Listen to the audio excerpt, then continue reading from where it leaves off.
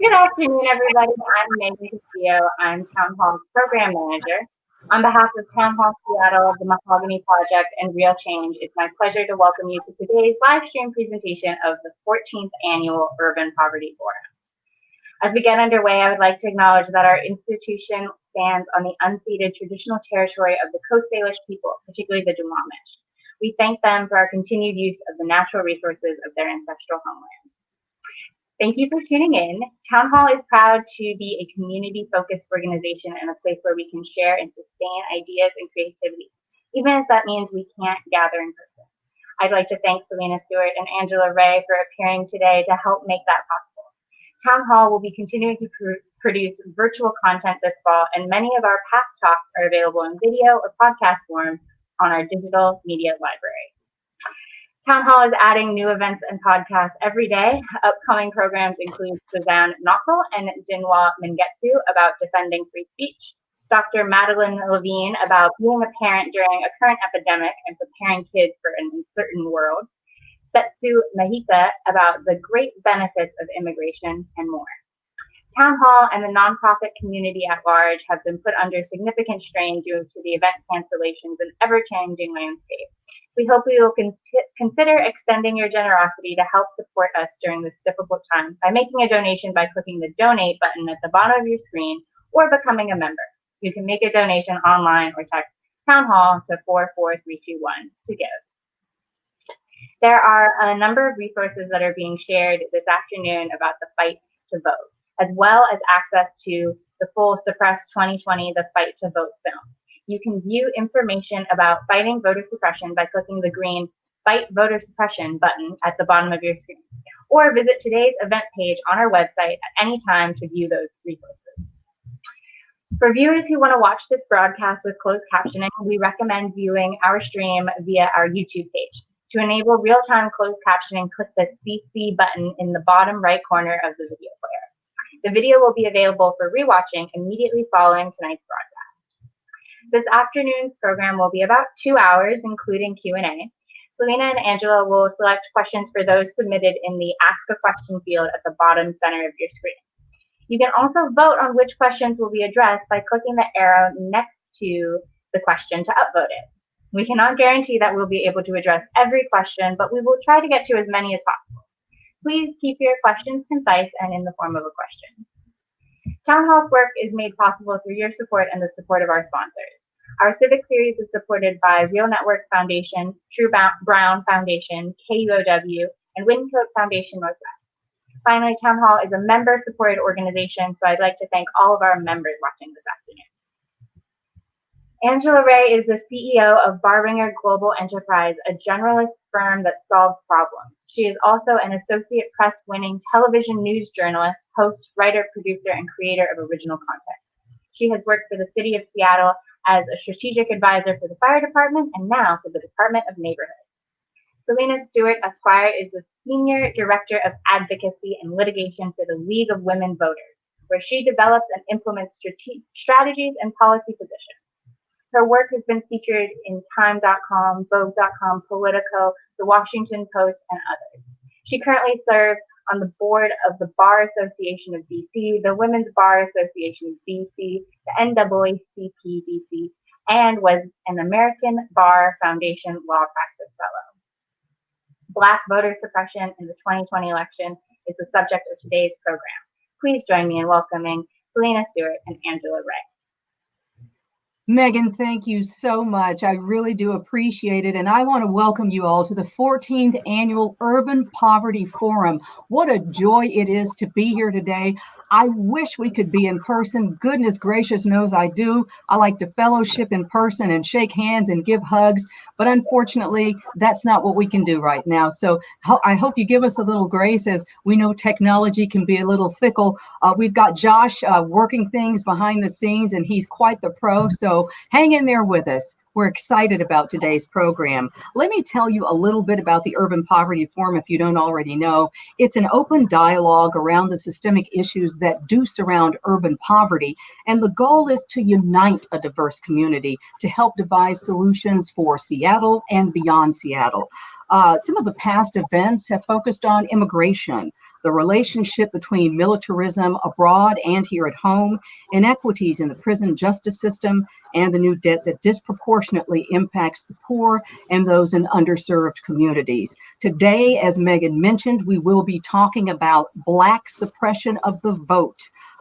Megan has said, thank you to the sponsors. I want to do the same. I want to thank Real Change, Town Hall Seattle, and the Mahogany Project for giving us this forum for the past 14 years. Thank you so much.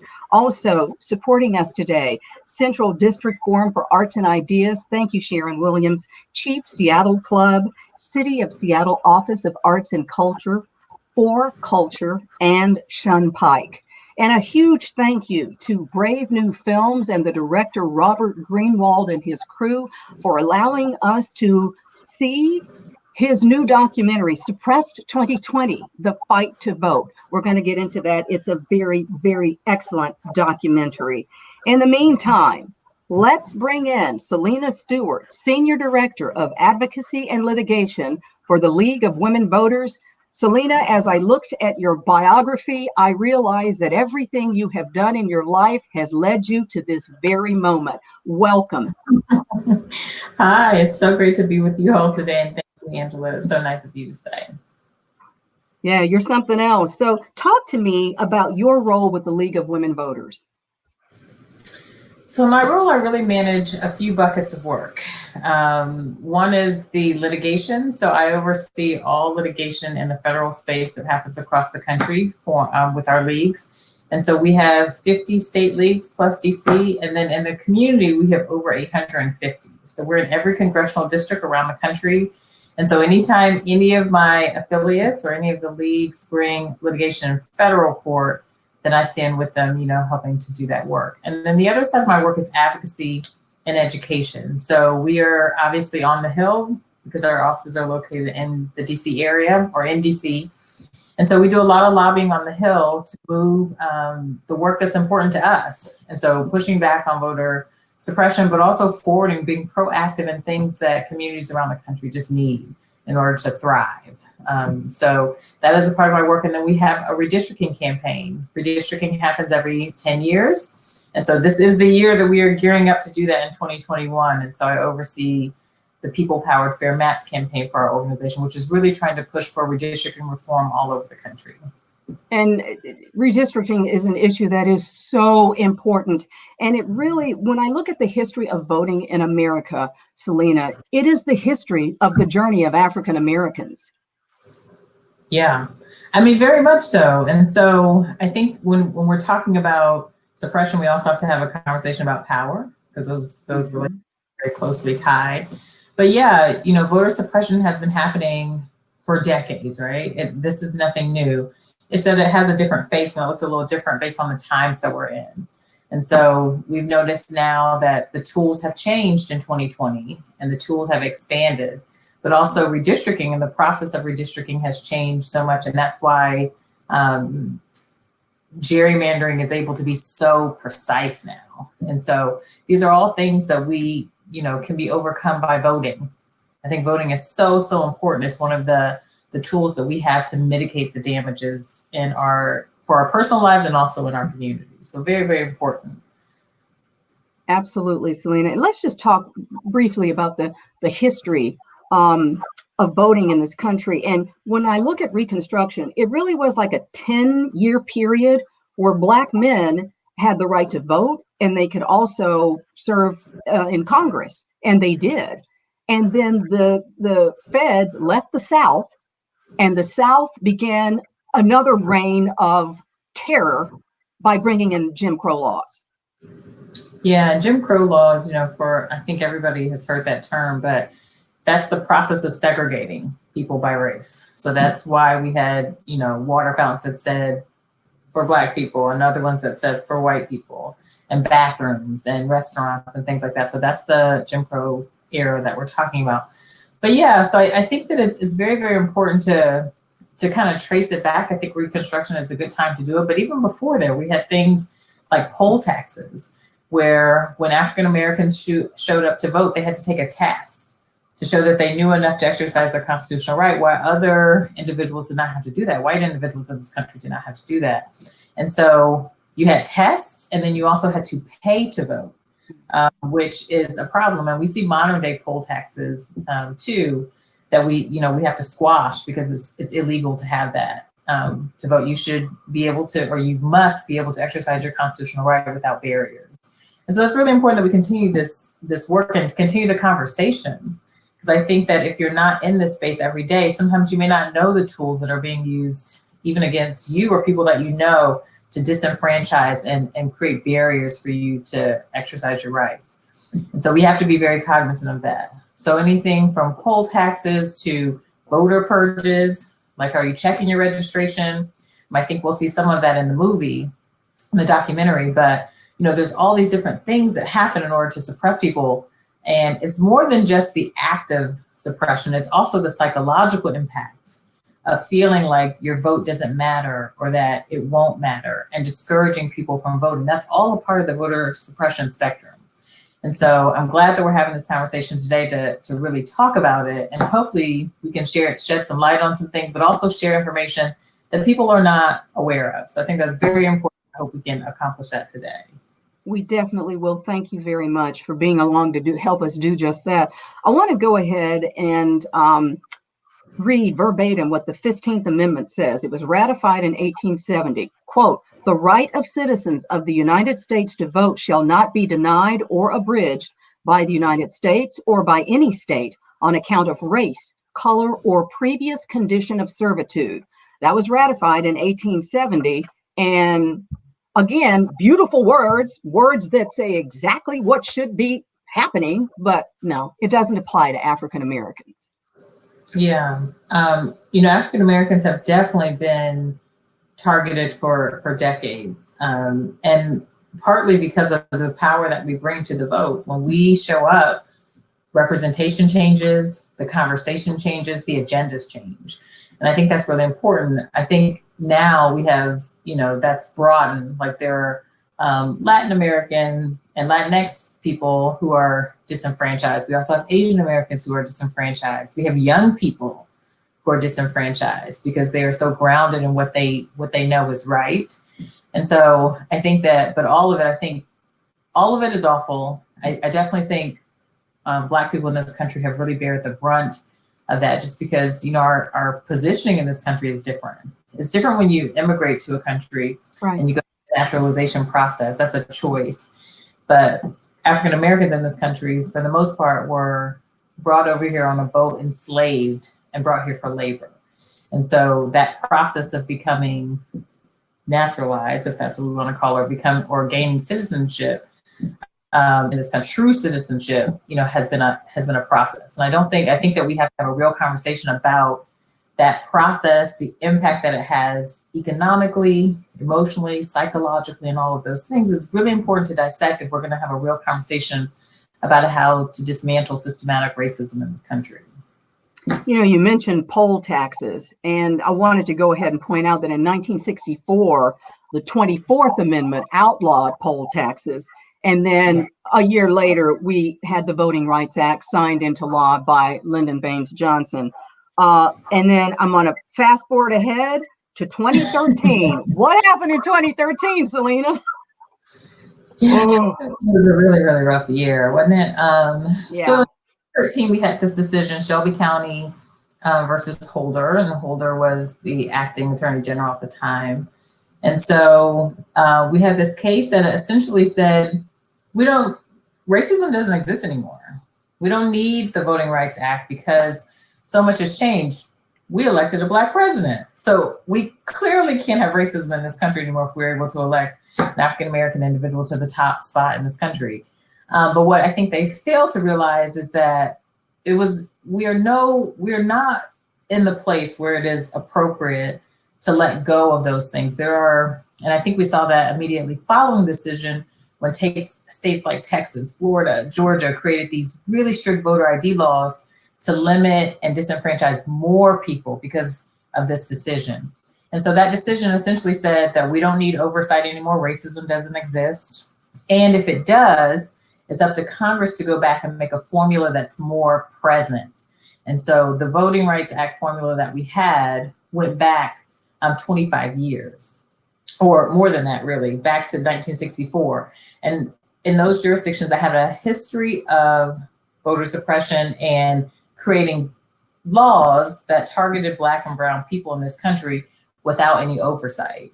And so that was completely gutted in 2013 following that decision. And so now we've had 7 years to kind of see the impact of not having a full functioning Voting Rights Act in place.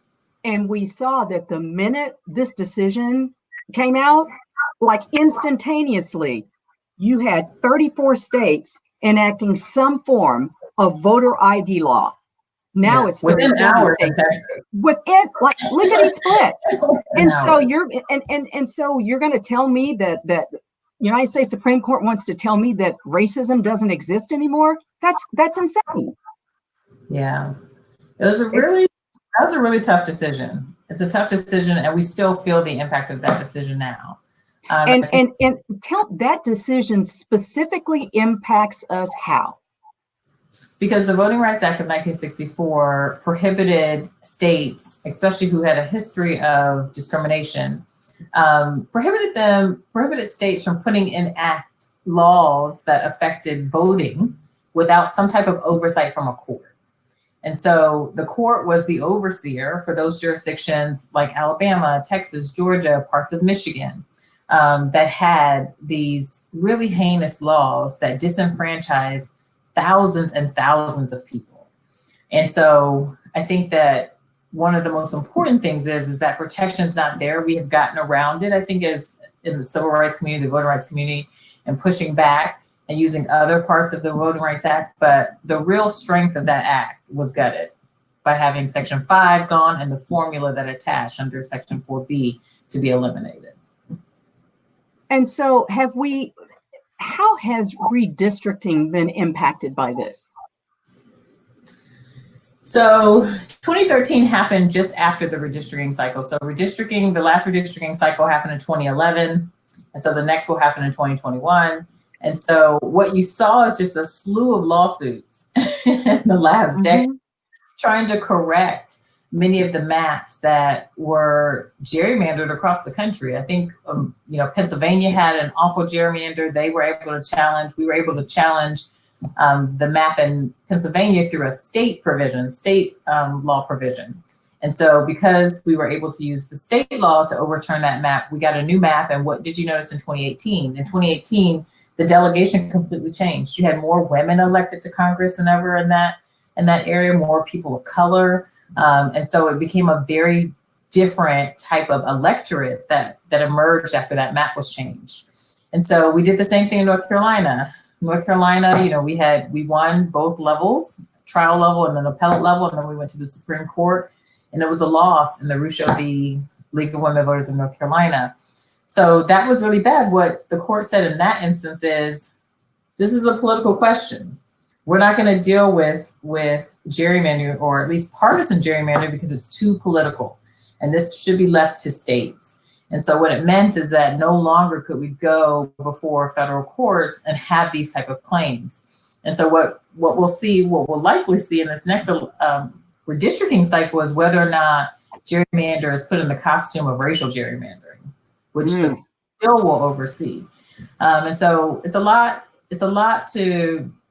we don't know what's going to happen, but what I do know is that we will minimize the issues that come up in redistricting if we have the right people in place drawing the maps. And people should know that your state legislatures draw those maps. And so you need to have the right people who are going to make sure that your community is protected, the things that you need in your community are preserved, and things like that. So it's very, very important because it all ties together. And you have had the job of actually working on redistricting when you were in Georgia, is that correct? Yes, I was a newly minted attorney. And I was legislative counsel for the Democratic caucus at the House of Representatives in Georgia under Stacey Abrams. And so after our regular session, because Georgia has a 40-day legislature, so we have 40 days to get the work done, and then the rest of the time we're out, or unless there's a special session called. But for redistricting, we of course called a special session, and I was appointed to redistricting council. So to draw the maps and build a record for the Georgia House of Reps. And so, yeah, it was a process. I got a chance to see Georgia, all the good, all the bad, everything in between. But really what I noticed is that people wanted to be engaged. People want to be engaged. They just often sometimes don't know how. How do I engage in this really important process? How does it affect my daily life? And so my job is to really make redistricting in plain language every day. How does it affect you and me today? A process that is only done 10 years, but has the impact for 10 years to affect our lives and our representation. And so it's just really, really important process. And, we're about to do it again. And, I hope that this is that we've learned some lessons since 2010 and the 2011 redistricting cycle. All right, we're going to take a detour here. I want us to watch a clip from Brave New Film's Suppressed 2020, The Fight to Vote. Celina and I had talked about pre-clearance discussion. This clip will talk about pre-clearance and more. Your eyes will be opened. Josh.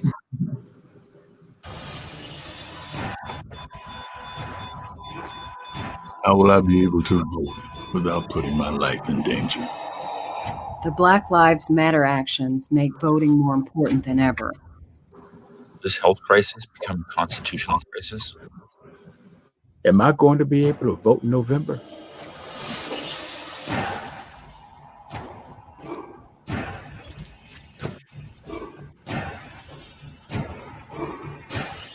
We have a historic decision today, striking down a key part of the Voting Rights Act, a civil rights law passed back in 1965. The Supreme Court essentially said racism is over, and these communities don't need to pre-clear these changes anymore. This decision leaves virtually unprotected minority voters in communities all over this country. It let the dogs out. It let these racially discriminatory voting laws to just run wild. Within hours of the Voting Rights Act being gutted, Texas had a new strict photo ID law. And within days, Alabama announced its own repressive voter ID law. We are witnessing a tidal wave of voter suppression around the country. 200,000 more people would have voted in Wisconsin if not for their strict voter ID law. Voter purges have become rampant. Since the 2016 election, states have removed almost 17 million voters nationwide. You describe Georgia as the epicenter of the current voter suppression battle. What has earned Georgia that distinction? Georgia's tight race for governor is getting national attention. Brian Kemp is not only the Republican gubernatorial nominee, he's Georgia's Secretary of State. Stacey Abrams looking to make history by becoming the nation's first female African-American governor. Volunteers are picking up phones and knocking on doors across the state. Come in and register to vote. We are very excited to register as many people as we possibly can. What do we want? Register to vote. When do we want it? Today. I come as one, but I stand as 10,000.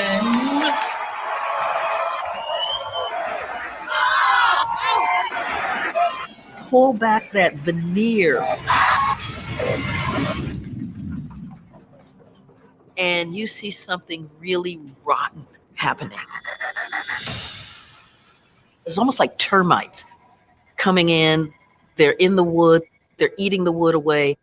And you don't even realize your house is getting ready to collapse until it's almost too late. We've got to understand, this isn't a Klan cross burning. This stuff is very bureaucratic, it's very mundane, it's very routine, but it is lethal. For beautiful, for spacious skies, for amber. My name is Bobby Jenkins. I live in Cuthbert, Georgia. The county is Randolph County. I spent about almost 35 years in education. I'm a superintendent of schools. My name is Loretta Brown. I live in Morgan, Georgia, and I grew up in Randolph County. I am the state advisor for the Georgia NAACP Youth and College Division. My name is Lewis Brooks. I live in Thomaston, Georgia, Upson County. And I've been living here my whole 89 years, except the 2 years I spent in service in Korea. In I believe it was 55 or 56, that's when they started to letting black people vote in Upson County. When I went to register to vote, it was tough. They asked me all kind of questions to try to keep me from registering. I passed the test. Once I got my voting right, I decided I wasn't going to let anything stop me from voting.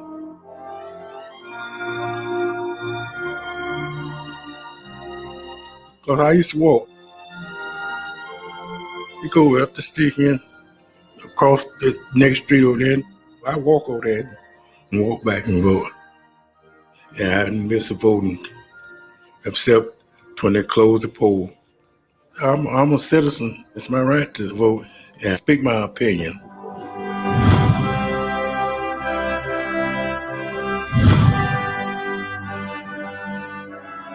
I saw this ad saying that there was a proposal to close 7 of the 9 precincts in Randolph County. I said, what? Then they put it in the papers that they was closing polls, costing them too much money.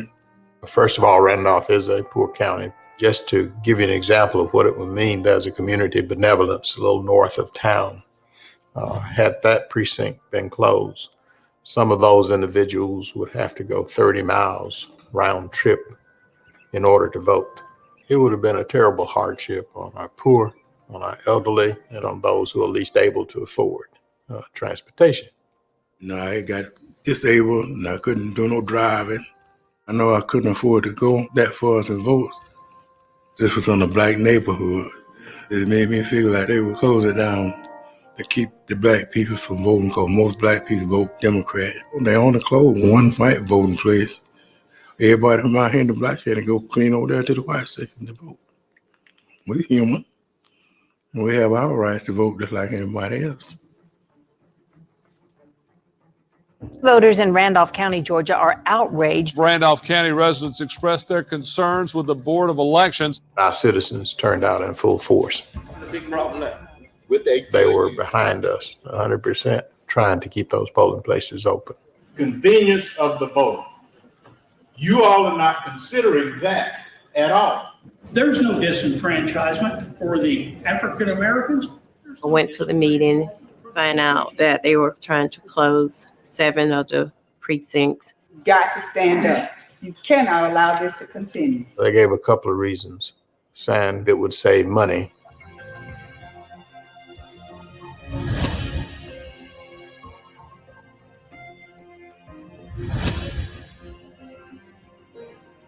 The other one was that several of the polling places were not ADA compliant. The thing that was so ironic is we voted that way in May. You know, they weren't any worse in November than they were in May. It will be impossible for rural voters without vehicles to vote on election day. It will be impossible for them. They will have to walk 3.5 hours just to get from one of these polling places to Cuthbert and Shellman. We did petition to keep it open.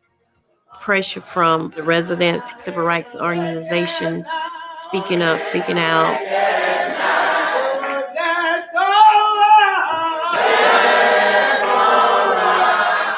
They called the meeting to order, and they only had one motion.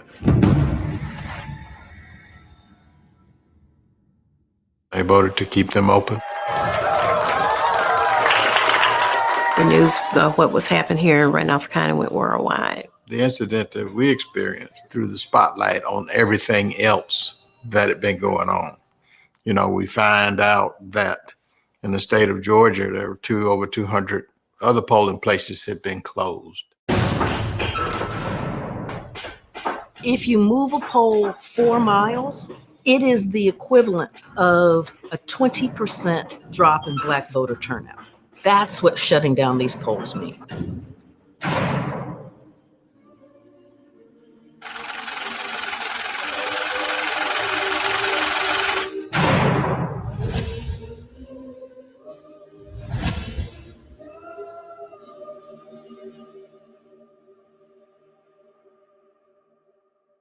With 2 months to go, the race is heating up in Georgia. Stacey Abram's campaign feel they have the momentum behind them, and many of the posts we've seen so far support that.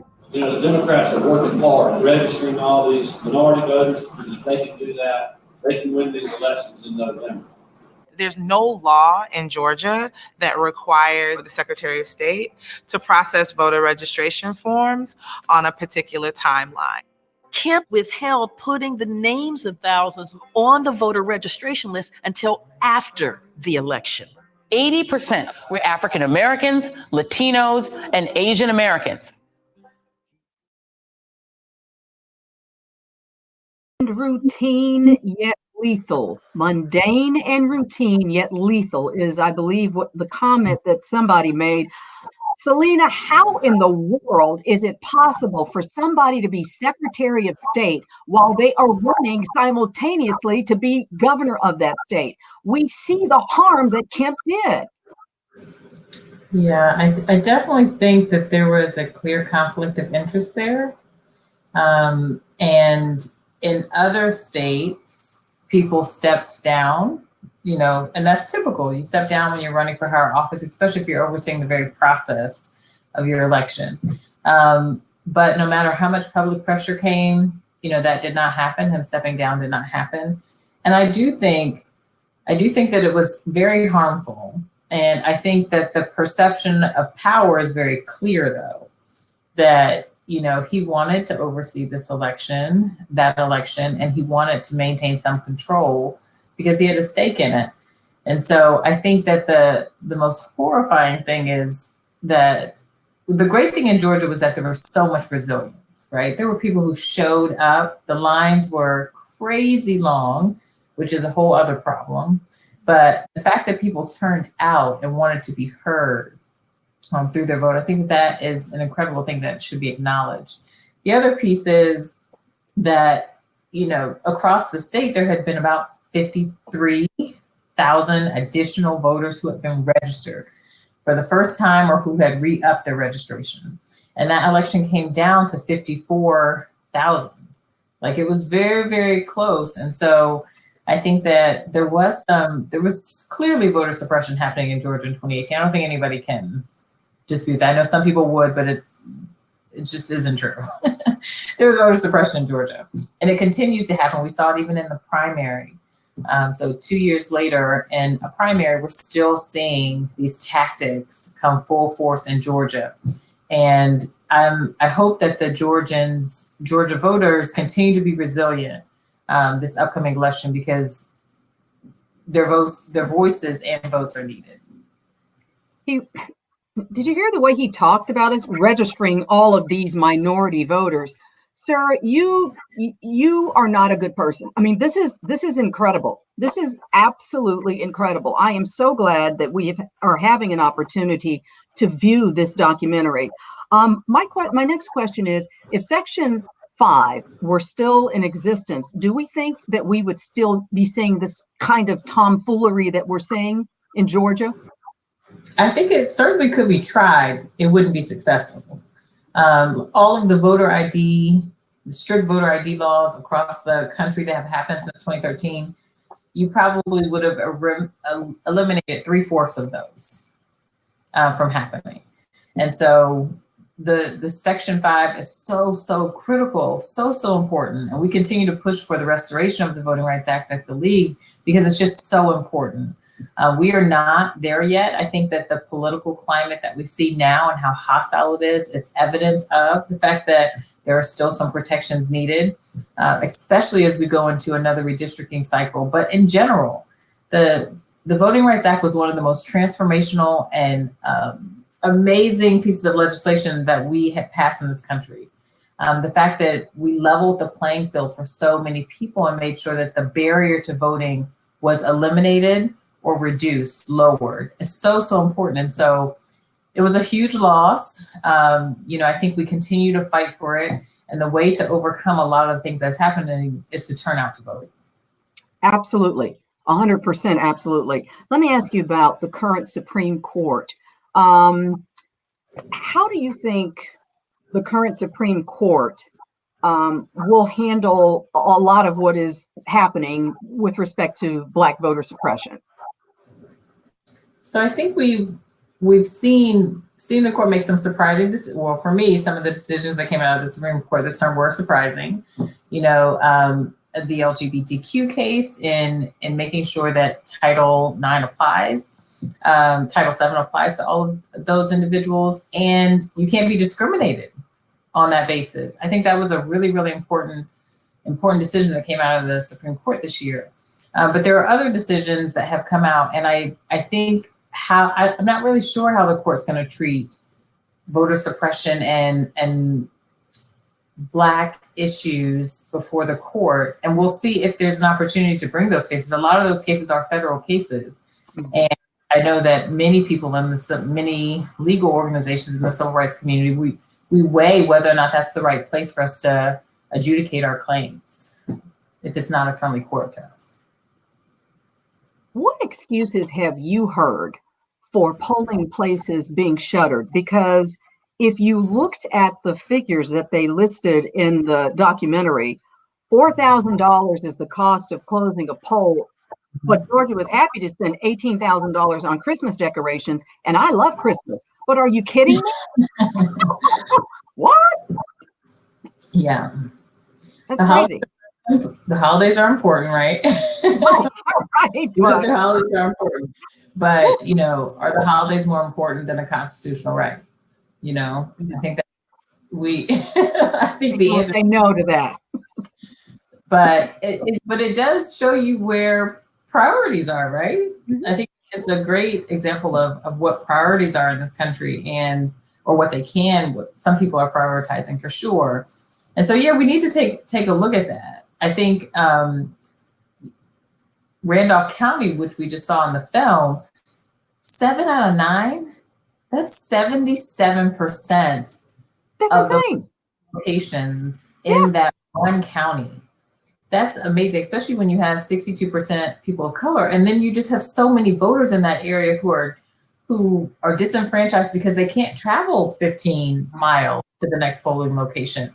And so one of the great things about that clip is how that community came together and stood up against, you know, the polling closures. That is so important. I think that is a great example that I hope we all take with us, that the power of community does create change, and change it in a way that benefits our communities.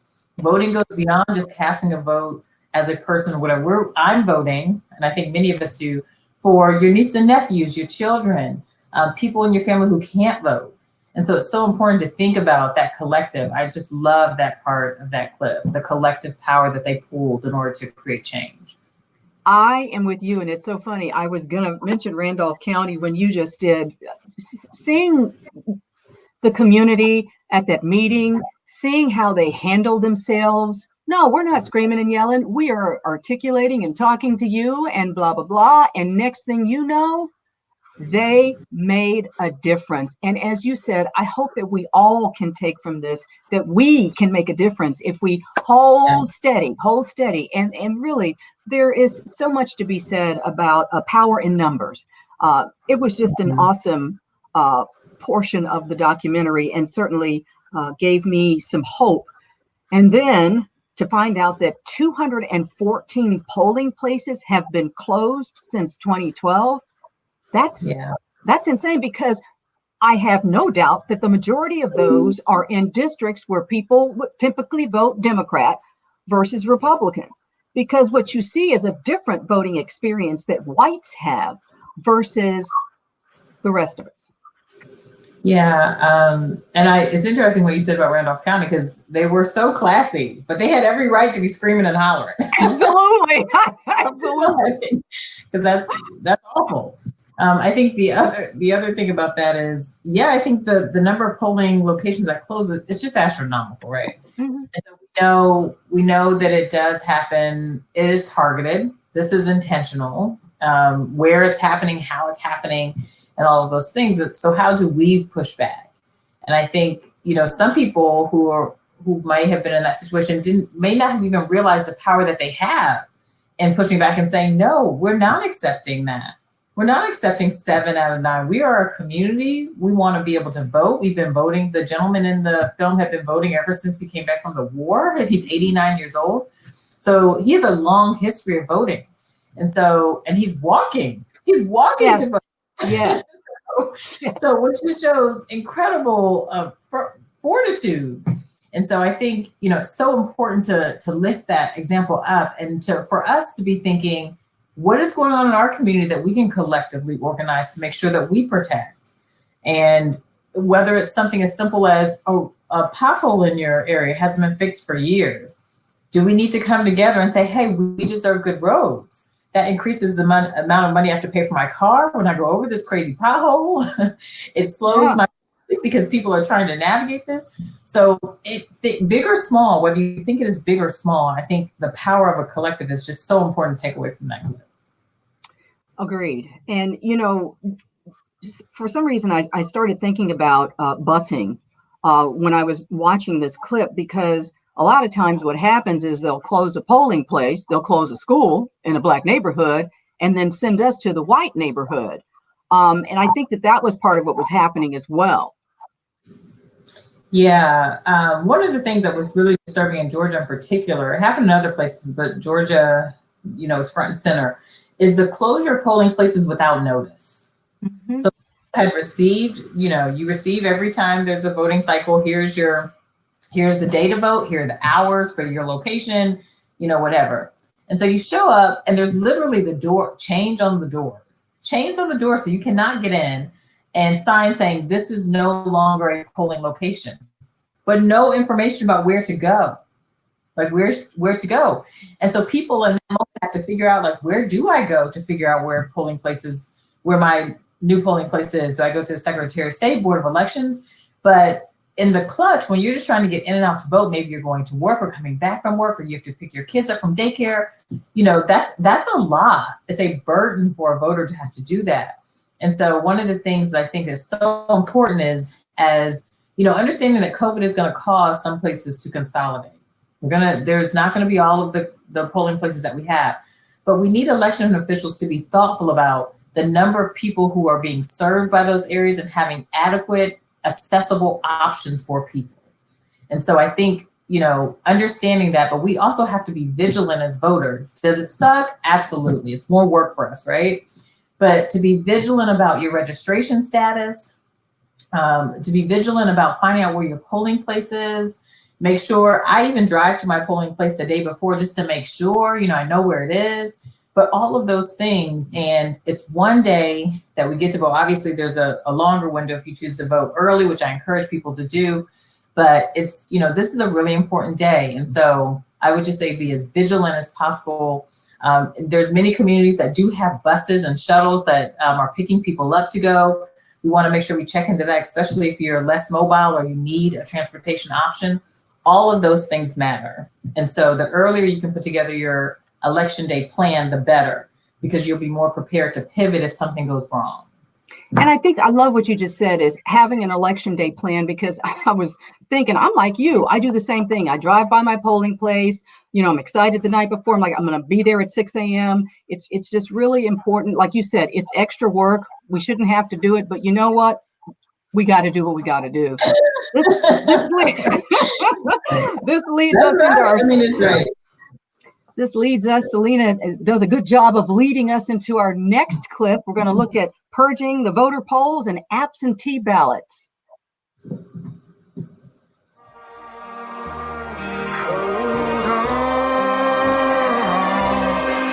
your eyes on the prize. The midterm election in Georgia is only 29 days away. Civil rights leaders say Kemp is illegally removing people from Georgia's voters list. Republican Brian Kemp has already gotten the backing of our current president. Thousands are purged from Georgia's voting rolls. Purged from Georgia's voting rolls. 890,000 have no idea they can vote. Battle is brewing over who's been removed from the voter rolls. There has been instance after instance of unlawful voter purging. States are removing voters, many of whom have actually been found to have been eligible but were unlawfully removed from the rolls. I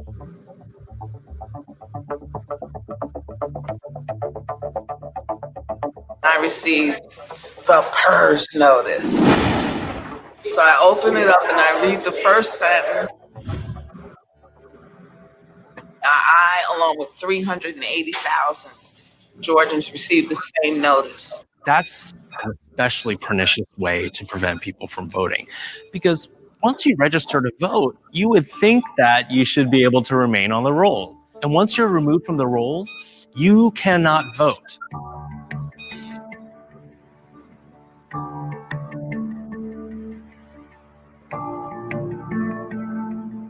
I went out and got the mail, and there were 2 letters in there. They looked official. You're hereby notified that the city of Thunderbolt has challenged your right to vote. The city of Thunderbolt states that you no longer reside within the municipality. My license is valid. My address is valid. I own this home. Why are you questioning my right to vote?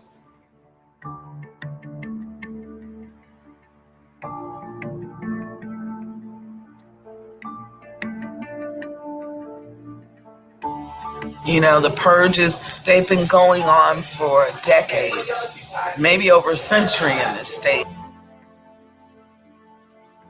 If you haven't voted in the last few elections, they'll purge you as if you must not be in the state anymore. If you move within the same county, they'll purge you, assuming you're not living in Georgia anymore. If you don't return a postcard from the Secretary of State, they'll purge you, because to them it means you're not a resident at this address. All of these tactics specifically and disproportionately target people of color, poor people, the elderly, all of whom tend to vote for Democrats. Brian Kemp is notorious for erasing the polls and purging people right before the election deadline. You have a candidate at the top of the ticket who is responsible for maintaining the integrity of the election. He needed to have his hands on the levers. You have an umpire who is also playing in the game.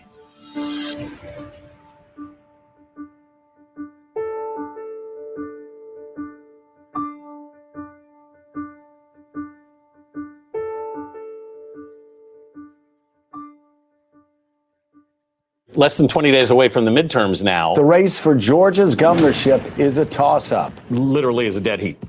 This governor's race is already one for the history books, but it's also seeing record numbers of requests for absentee ballots, especially from African-American voters.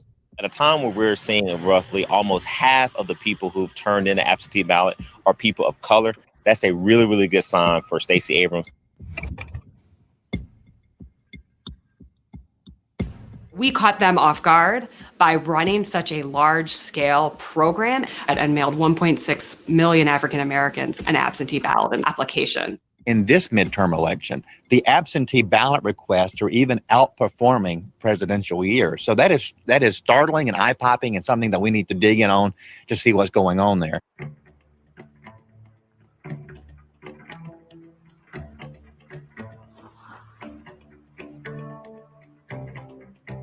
My name is Norman Broderick. I'm in Powder Springs, Georgia, Cobb County. I did 24 years in the military, deployed to Iraq twice, Bosnia, Saudi Arabia. I voted absentee before when I was deployed. When I was in Iraq the first time, I voted absentee. And when I was in Iraq the second time, I voted absentee. The absentee ballot is a very important tool that exists to allow people, not only just the military, but anybody who happens to be away from their voting station to be able to cast their vote. You know, when I listened to the last gentleman who was speaking, I wanted to ask you, is there a difference between having an absentee ballot when you are in the military and you are overseas versus I'm in the United States, I may not be at my home in Seattle right now, I may be in DC at the time. Is there a difference? Because the military supposedly tends to vote Republican. So I don't know if those absentee ballots are handled differently from other absentee ballots. Yeah. So, you know, I don't usually get into like Democrats versus Republicans just because we tend to be we are nonpartisan. But I think that It is no different. An absentee process is an absentee process. And so there is, I mean, I do think it's important to distinguish between an absentee process and like a universal vote by mail, because an absentee process is where the voter is doing something to request either an application or a ballot for some reason. Like, I'm going to be traveling, I'm not going to be here, I'm ill, so I needed an excuse to not show up at the polls. And then the vote by mail system is where an elected official, a government agency, sends all active voters a ballot. And we've seen that happen a lot because of COVID-19. And so there is a difference there, but every single state in the country has absentee voting to some extent. And so it's not new, it's not foreign, it's not mysterious. Yeah, none of that. Yeah, it's been around forever. It's been around forever, so. Kemp, when I look at the difference between the number of people that were taken off the rolls or their registrations were put on hold versus the number that decided the election, and it is such a small number. It's like not even 1,500. And it just seems like you cheated. You cheated. That's what it feels like. Well, I think that voter suppression feels like cheating, right? Absolutely. To me, voter suppression feels like cheating because it means that you're squashing particular voices or trying to squash particular voices in this country. And I think what makes our democracy so beautiful and so great is the fact that we have so many different voices. We have so many different people bringing their stories and their expertise and knowledge to this democracy. And I think it makes us better and bolder. But yes, I think voter suppression is absolutely a form of disenfranchising people in order to win a particular outcome or what you think will be the outcome. It's certainly not. It's not fair. It is cheating. And so I think we all, anytime we are subject to being disenfranchised, because it's such a personal thing if it happens to you yourself, to feel like you've been cheated out of your constitutional right to participate. And that's the way the people in the documentary, I was feeling their angst. That's the way they were feeling. I don't matter anymore. Yeah. And why not? Right. Why not? So yeah, I definitely think that, I think Insay, I think that was the young lady's name, she was saying, the empire is actually playing in the game, playing a dual role. And I think we have to keep that in mind. Is that something that we want to happen ever again? And if we don't, then what are we going to do to make sure things like that don't happen? A lot of that comes through policy changes or laws being in place to prohibit things like that from happening. And so we just have to think about, is what we're living in right now the democracy that we want? For some people, it may be. For other people, it may not. And so for those who it's not, what are you going to do? How are you going to use your vote in order to get closer to the democracy that you want and you desire? And because we are talking about the suppressing of the Black vote, it is a political issue, and unfortunately, we're going to have to bring politics in here just a little bit. I'm interested in knowing if I'm removed from the voter rolls, how do I get back? Do I have an opportunity to get back on the roll? Yeah, so there's a few different options. So one, you could re-register depending on the time that you find out. The other thing is casting a provisional ballot. Now, provisional ballot just means I'm casting a ballot that may or may not be counted unless I go back to my board of elections and show them information that, yes, I have the right to vote. And so it allows you to cast a ballot, but then there's more work to do. You have to do something in order to execute that ballot and make it real. So I think that there are options, and that's why I keep telling people, be vigilant about your registration status. Like many of the cases that we have around the country and the people that were purged and left out in Wisconsin, Ohio, Michigan, Georgia, Florida, they were longtime voters. They just never thought that something like this could happen. They knew what voter suppression is. They knew what voter purges were, but they never thought it would happen to them because they had just such a history of voting in that particular area and in that state. And so they thought that they were, safe and that it would be fine. But I just think I just think if you're a person of color in this country, you need to be vigilant about checking your status. If you're in a rural area or you vote a particular way and you know that that's not popular in your particular state, I think you need to be vigilant about your registration status. It's a good way to put it. I can offer. It's a good way to put it. Want to look at some of the other potential ways of suppressing the vote? Exact match law. What is that, Celina? So exact match law is essentially allows poll workers to compare your signature with whatever signature you have on file. And so the reason why signature match is problematic for a few reasons is, one, a lot of the times poll workers don't have signature writing training. And so someone who is trained in signature writing, like for example, tellers, bank tellers. I know that nobody goes to the bank anymore, but back in my day, I was a bank teller. Yep. Well, I went to the bank. And so you had to sign a signature card to verify so that when you were writing checks and it came through the bank, they knew it was you. And so those people are trained on signatures. And why that's important is because our signature changes over time. As you age, sometimes you have mobility issues in your hand. Maybe you typed a lot when you were working, or towards the end of your life, something happened with your hands. So it changes your signature. And someone who is trained in signature writing can see the evolution of a signature in a way that someone who's not trained just doesn't. And so I think that it causes problem. The other thing with this exact match is it doesn't account for things like dashes, hyphenated names, or names that have multiple surnames. And so you have to keep an account. Everyone is not named John Smith. You may have a John R. Smith, a John A. Smith, a John L. Smith. There's all these different variations. And if you're a married woman, you may hyphenate your name in order to preserve your family name. So there's all these reasons that we do particular things with the name, and exact match really complicates that process and makes it harder for people sometimes to have a different name or what they consider different, and also for that to pass the exact match scrutiny. So if my voter registration says Angela Suzanne Rae, but they have something that says Angela S. Rae, that could be an exact match problem. Is that true? It may not be if it's S, but for example, if your first name, Angela Suzanne, is on the same line and not, it doesn't say that that's your middle name. Like, let's say they put it as your first name. You know how people have Tammy Ann or Joe, all of these different names, Tommy Lee.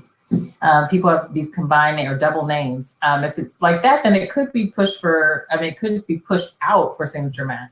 And what's really problematic is that once a ballot is rejected, if a state doesn't have a notice and cure procedure, so a process where your ballot's rejected and somebody calls you or emails you and say, hey, we have a problem with your ballot. We need to make sure it's you. Did you cast this ballot on November 3rd?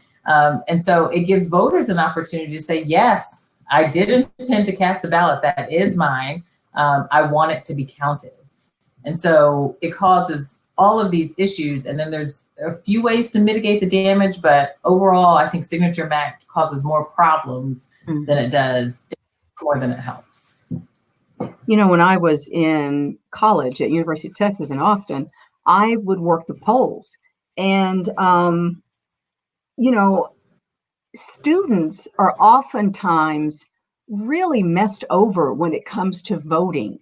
I don't know if they're expected to vote in their hometown, but that's ridiculous. And so students are oftentimes just completely purged. Yeah, so there's a lot of things that happen with students. And one thing I love about students is they have so much energy. They have the energy to, fight. Exactly. A lady like me gets tired. Me too. But in North Carolina A&T, we saw that where the campus was essentially split to two different districts. And so half the campus had to vote in one precinct and the other half had to vote in another precinct. And it wasn't really clear. And so when students went to the precinct that they're used to, they were turned away saying, oh, it's split now. You have to go to a different precinct. When it was off campus. The other side was off campus. And so it was just a huge issue, and students fought to say, hey, we are a single campus. We are one community of interest. We should be voting in the same as a single precinct or as the same precinct. But things like that happen all across the country. And so we just have to be so careful. Students can vote. You can vote in your hometown, like where you're from, but if you're physically located in another state for school, you should be voting there. And you can vote there because you're a resident because of the school. And so I think that it's important for students to do that. With everything up in the air now, I'm telling people wherever you will be on November 3rd, make sure you get registered there and prepare to vote in that jurisdiction. And because people are not going back to school, schools are not opening. And so students may be voting for the first time in their hometown. And this may be the first time that they're voting in their home state because they've been in school since they were 18. The process is actually the time of when you can actually vote. Is there a time frame that is given for the state to tell me that there's an issue with my registration? Or is there like a time, like 60 days? Is there some kind of? So it's going to vary by state. There's usually no universal cutoff date because the early voting deadlines may be different, and usually voter registration is tied with that early voting. So it usually ends right around the time early voting starts, or sometimes it's some overlap. But no, voters have to be proactive. We saw in the clip that some people got those postcards because there was threat of a purge. But the problem with those postcards were that it wasn't clear that something bad was going to happen if I didn't respond to it. Right. Very ambiguous, saying, hey, we just want to make sure you're living in the same place. And a lot of people were just like, well, I got the postcard, so obviously, I'm living in this place. But some people didn't respond, which caused the state to purge them, which is a problem because you can't be purged for not voting. Yes, it's a constitutional right, but people have the right to exercise their vote or not. And so you can't be purged just because there's not a candidate that matches what you want to vote for this time. And that's a lot that has been the reason why some people opted out and chose not to vote in a particular election cycle just because there weren't candidates that aligned with who they are. But should they be disenfranchised and lose their right to vote just because they didn't find a candidate who aligned? That's crazy, right? That is crazy.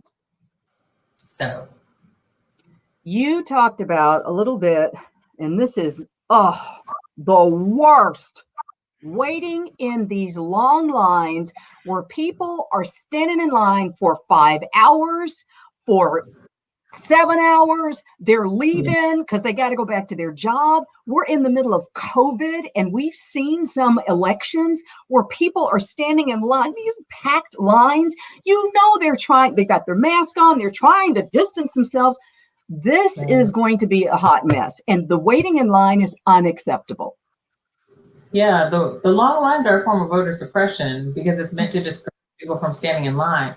In Georgia, so people may be wondering, why does she really care about Georgia? One, I worked in Georgia. That's right. I went to school in Georgia at Spelman. And so, that's my community. I kind of grew up there from the age of 17 to 21. That's a long span of time to be there. But yeah, so Georgia is very, very important to me. But I also oversee Georgia. I have overseen Georgia for the Election Protection Initiative. And so what we saw in Georgia was just insane in 2018, but also for the primary this season. The long lines, people waiting 4 and 5 hours, you showing up and machines aren't even there. Or the machines are there and there's no plugs. It's like, wait, what? And then, 200 machines in a factory, just past the airport. And so it's just, it's nuts. And I think that the number of people registered to vote should be an indication of how many people you're going to have show up. And so administrators need to it's not even just to be smarter. You need to be fair in Georgia. You need to make sure that there are enough machines because we had issues in Fulton County. We had issues in Gwinnett County, which is really like that Atlanta area and north of Atlanta. But then just in Roswell, near Dunwoody and, the fancier part of towns, people got in and out in 15 or 17 minutes. So to have people in Gwinnett and Fulton waiting for 4 hours having thousands of voters use 4 machines, and in Roswell, where it's less populated, less people coming, or more people vote early, to have 15 machines and people in and out within 15 minutes, it's just not fair. And so we have to do better, and we can't leave it to election officials to do it by themselves. We have to put pressure and make sure that we have what we need in our communities to make sure that we're good. And so I think that, I hope that people on this call are motivated to do that, and to make sure that your neighbors and your family know this is our right to have access to enough machines when we're voting, and to be able to vote in 15 or 20 minutes so I can get back to my job or get back to doing whatever it is that I want to do. And so I think it's so important that we really drill down our role in not only election day, but pushing that needle before election day to make sure we have what we need. Amen. I understand that there is a difference in, and I mentioned this before, and I think that you kind of touched on it just now, the difference in the experience that a white voter might have versus an African-American voter. You touched on it. It's the quantity of machines to the population that goes there, versus over here where we have all these people going and 4 machines. That is so flagrant that there has to be something. Is there no federal law? Is there no state law? Again, what can we do about this? I think it's a problem for a few reasons. One, voter suppression tends to happen quick and fast, like right on election day or right before election day, where there's not a whole lot of time. One of the things that we pushed for in Georgia is because there was no electricity to the machines, people actually were delayed 2 hours in just being able to go into the building to vote. And so one of the things that many legal organizations did was sue to make sure that lost time at the front end of the voting timeline was added to the end. And anyone who was online at that time, no matter how long it took to get them through and get them past that machine and to execute their ballot, that they had that time. We've done that in Georgia. We had to do that in Florida. We did that in Wisconsin. Milwaukee, we saw that huge issue this past primary. Yes. And so there are things to do on election day, but we have to make sure that we do what we can before election day to get those things in place, not on election day when it just slows it up and it creates frustration for voters. One of the things I loved about Georgia, as I was watching things, I saw people ordering pizza, bringing a vote box to entertain themselves. But it's awful that people have to do that. Gotta entertain myself. It's so inspiring too. Like, you are going to be counted today. Like, you are going to be counted. And so I just, it's so many pros and cons to the situation, but I think if we can and I'm working every day to do what I can to make sure that we eliminate things like that before election day. But I think it's important to know that I'm not an island. I need all of you. Can't do it by myself. So, definitely plug into your local and state League of Women Voters and any organization who aligns with you, your values and things, to make sure that you can do your part. Sometimes it's only an hour or two that we need a week in order to, make some change or get some change done. That's awesome. Awesome, Celina. ID laws. I got to show my ID. I got to bring my ID. If not, I don't get a chance to vote. How does this work? Yeah. And usually, if your name's on the roll, you have your voter ID card, or you say, my name is such and such, confirm your address. Usually that's enough. In voter ID states, you have to show a photo, government issued ID. So some of the things, one of the type of IDs that are put on this list, we have to take a close look at that and see. The other thing is, one of the things I've noticed is when you're in a college state, or not state, but if you're in an area where there is a college, like some of these public institutions are humongous, right? State colleges and universities. And they're huge. And sometimes in those states, they don't allow the ID to be used, your college ID, because it doesn't have an expiration date or something like that. But this is a government issued ID. This is issued by the state because this is a state university. And so technically that ID should be acceptable, but there are some instances where it's not.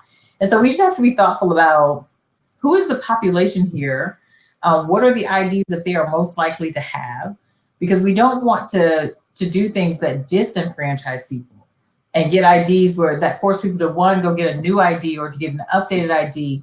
All of that is insane. Like, you should be able to say, I'm Celina Stewart, I vote in this particular precinct. Let me prove to you what my address is. Here's my address, here's my zip code, and that should be enough. But like I said, the strict voter ID laws are another voter suppression tool meant to exclude people and not include people. Celina, I want to move us forward and look at what's happening today. I know that the president has said that he would be sending law enforcement to secure polling sites. Let me click on here. I got a couple of computers working for me today.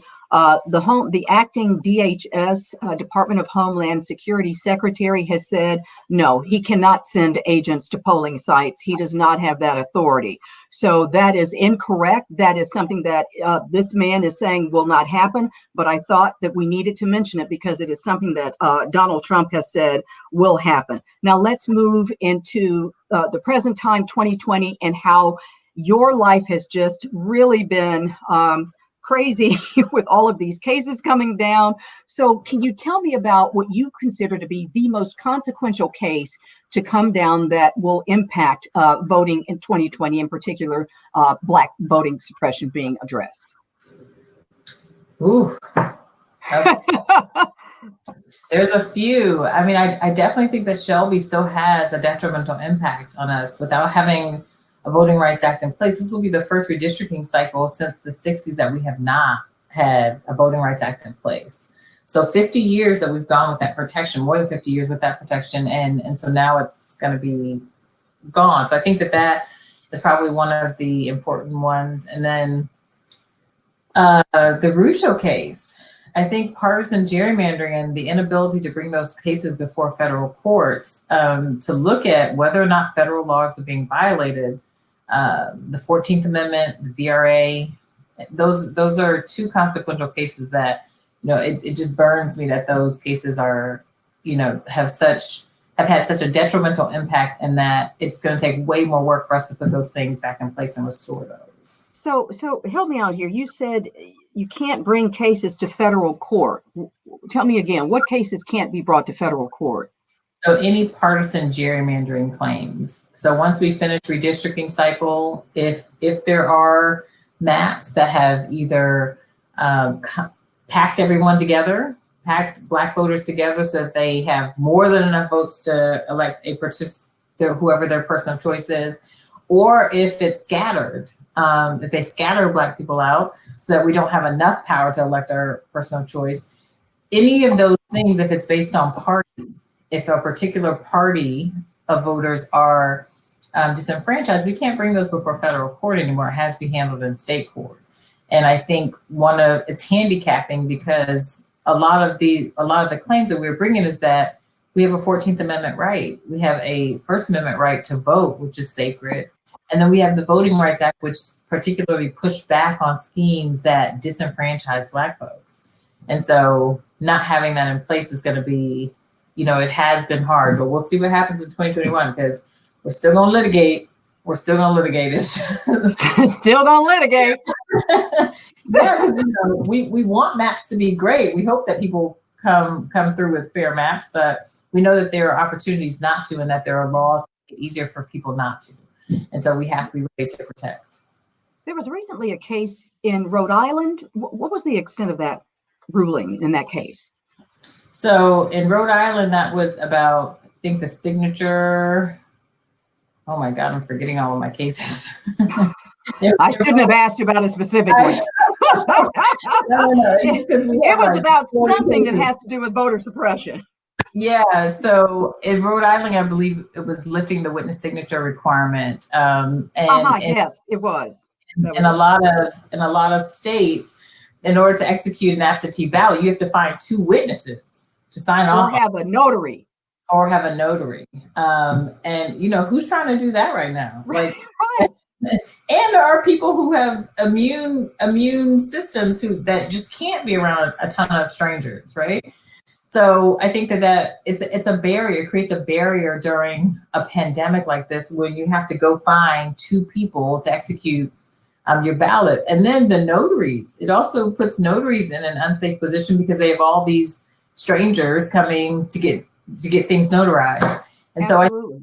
so we want to make sure that because this is a real life pandemic that we are in and people are dying, we're almost at 200,000 people in this country who have died because of this virus, that we have to make it easier for people to vote and not have to choose between their health and safety and their constitutional right to vote.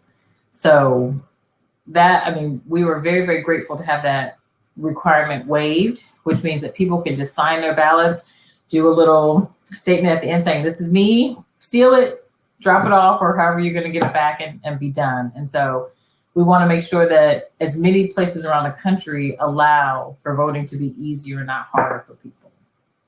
And speaking of making it harder for people, let me go back to this computer.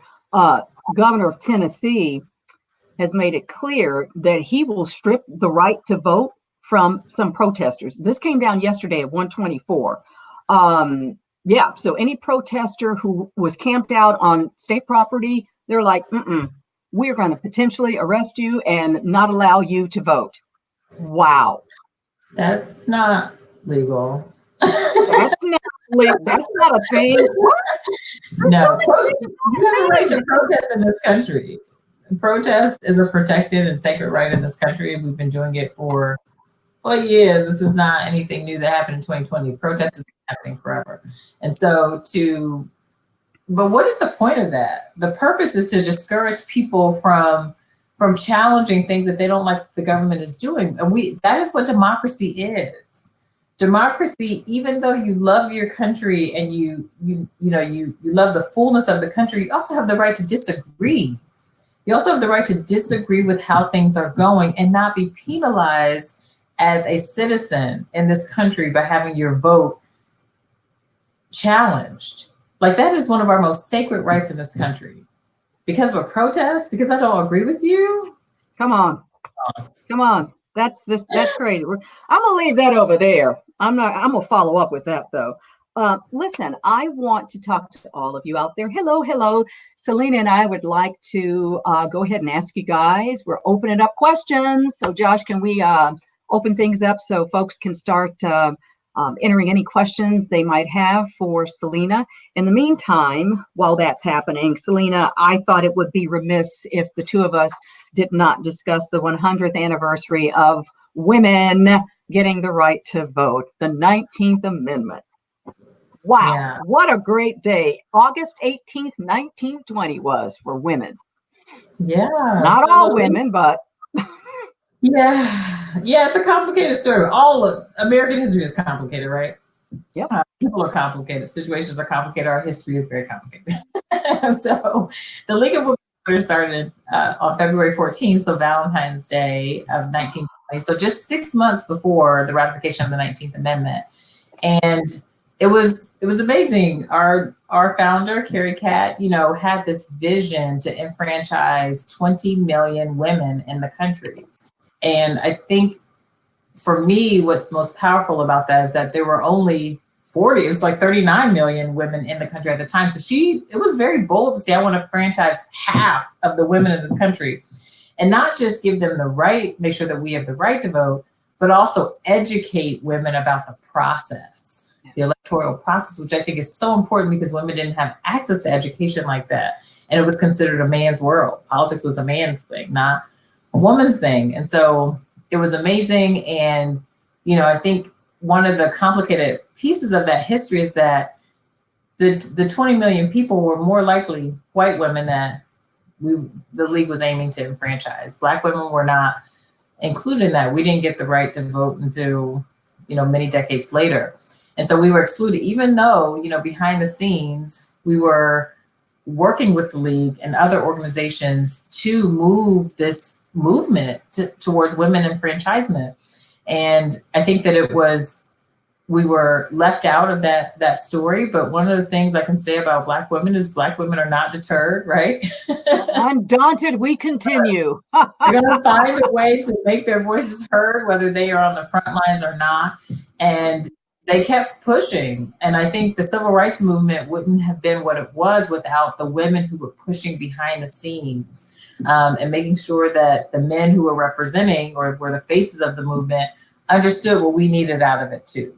And so I think it is, it's definitely a complicated story, but I think that it is important to acknowledge the 19th Amendment and the importance it has, but also recognize that people were left out. So how do we do better?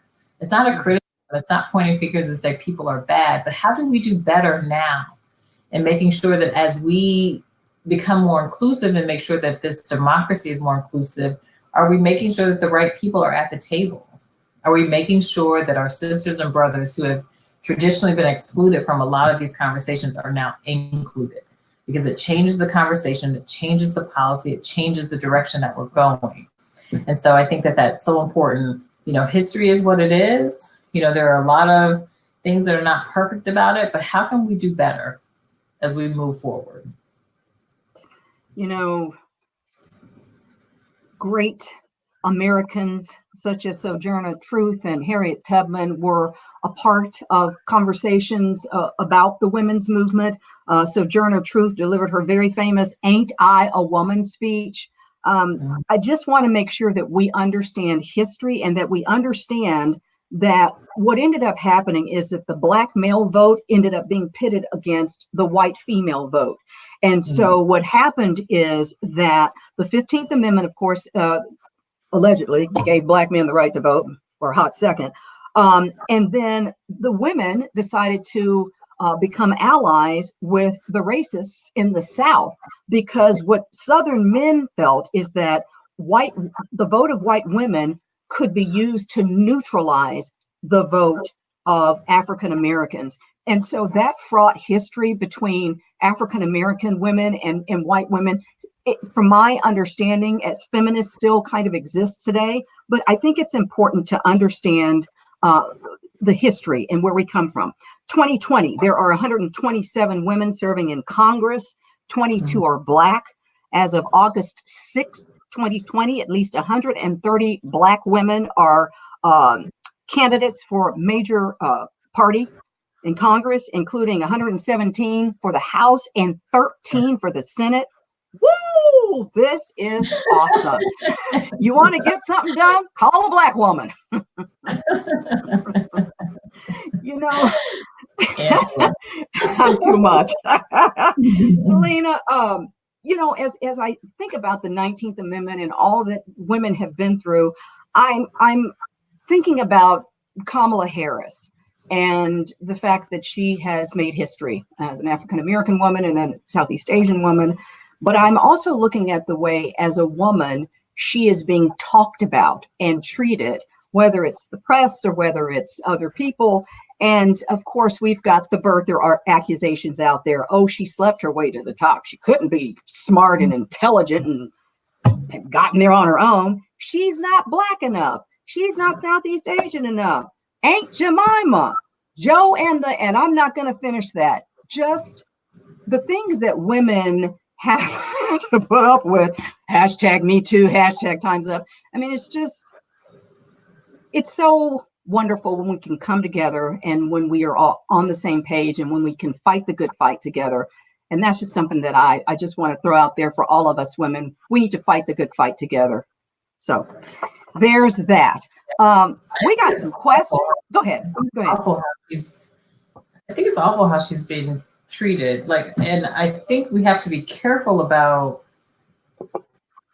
no politician is perfect. If we're looking for perfect politicians, we may be in the wrong business because we're not perfect people. But I just think it's something to be said for how women candidates are treated in this country and how, we attacked every part of their personhood and dignity and humanity by saying, you're not Black enough, you're not Asian enough.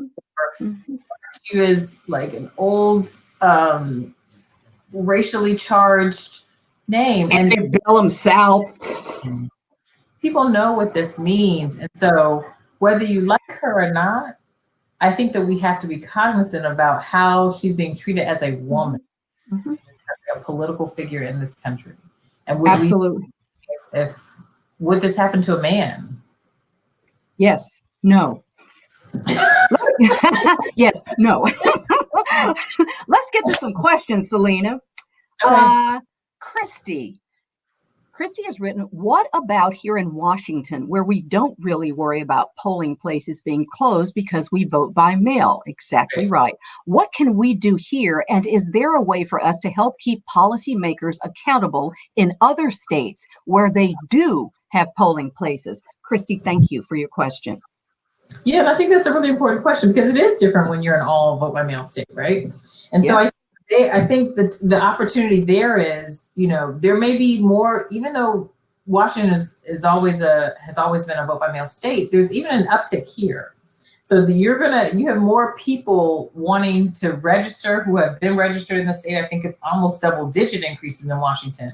And so I think now we have to look at how many ballots are being rejected. Is there an increase in rejection rates in Washington, and who's being rejected? Who is being rejected, and is there an opportunity to cure? But I do think that Washington, in many ways, has been a shining beacon of hope because, the vote by mail system wasn't perfect here either, right? And Washington, it took time to get to a place where it worked as smoothly as it does now. And so I think that's a great example for all of the states. I think Washington and the 4 other states that have done vote by mail for a long time have been great examples and leaders as much of the country has had to shift to vote by mail. And so I think sharing the best practices about why this has worked, what you went through to get here, all of that stuff is important as many states begin to scale up their operations for vote by mail.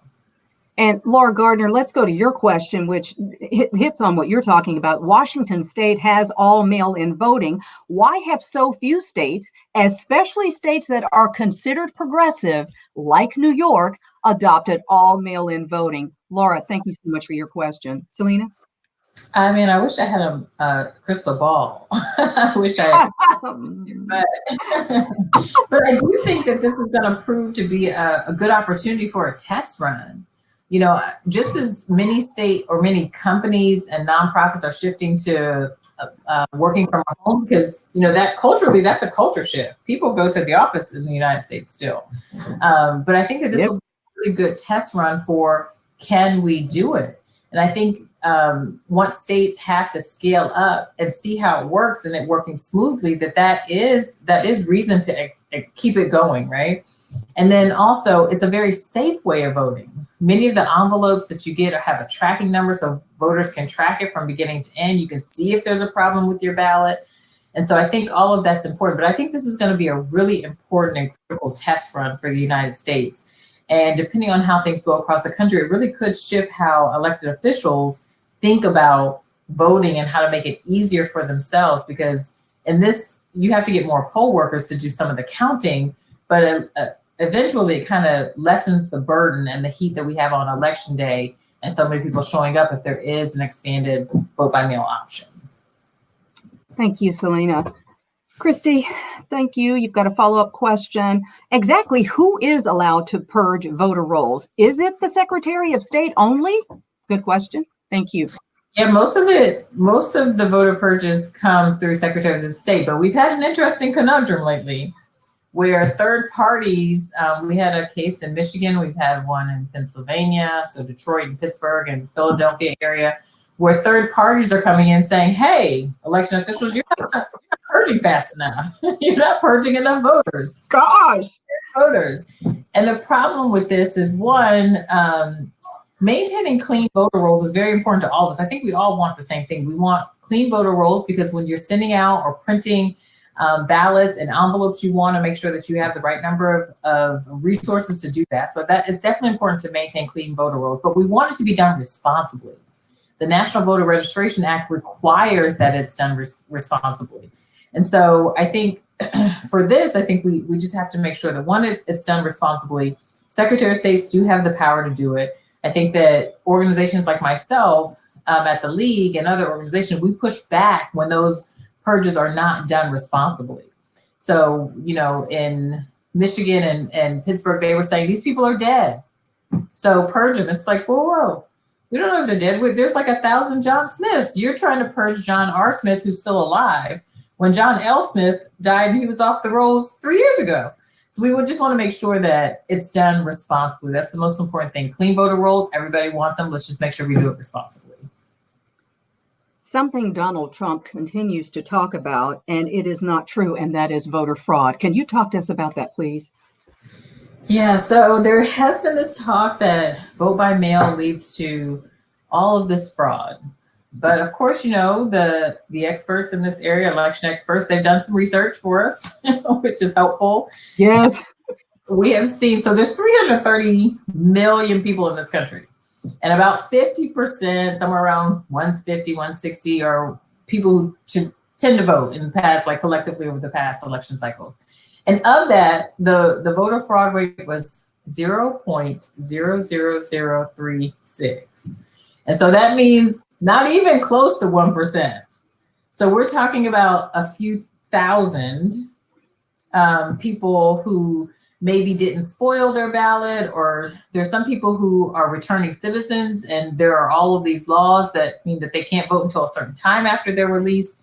So there's all of these reasons that people may accidentally vote or don't realize that they can't vote. And so because of the process that we have in place, we have voter rolls, we can check it, everything is tracked. You know, we're able to find those pretty easily, which is why fraud doesn't really happen. So it's it's just a baseless claim. You know, I think that, you know, when you think about it, if you have 10 people and less than one is doing something that changes the process or undermines the process, is that really a problem? Or are we trying to create a problem out of just by creating a narrative? And so we have to be careful about doing that. I think we all should be pushing back on that narrative because it happens so infrequently that it can't be considered fraud.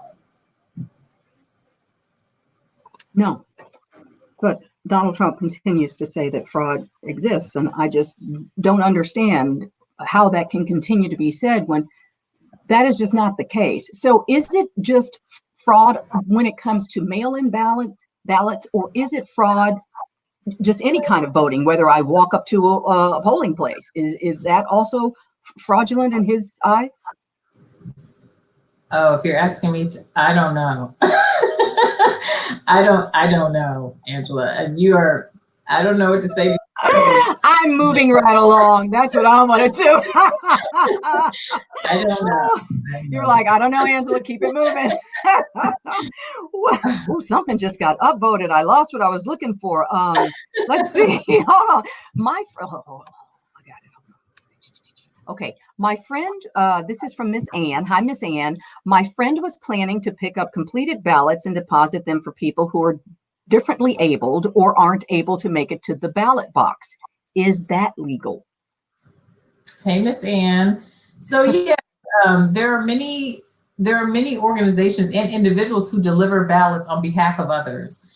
There are some states where people who are currently incarcerated but haven't been indicted for anything, they can still vote.